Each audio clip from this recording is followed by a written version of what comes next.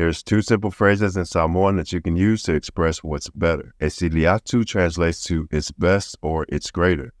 E, present tense marker. Sili atu is best or greater.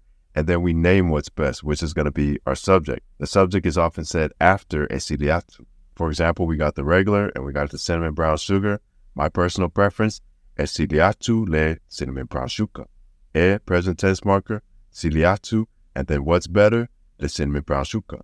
We got 2 saimini, marchran, and indomie. My personal preference, e sili atu le indomie. E sili atu le melea.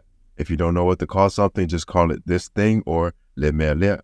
If you want to add description as to why something is best, you can say e siliona, and then you just add the description word after that. For example, mamafa means heavy, so e siliona mamafa. What's heavier? What's our subject? Le tama. The boy is heavier. E siliona mamafa le tama. E siliona aulele. Aulele means beautiful or pretty. Who's the prettiest? La upele is like my dear, my love. E siliona aulele la upele. Download the Siliaco worksheet at pacificapages.net. Oh yeah, the 8-week Mato Samoan language Zoom class starts May 7th.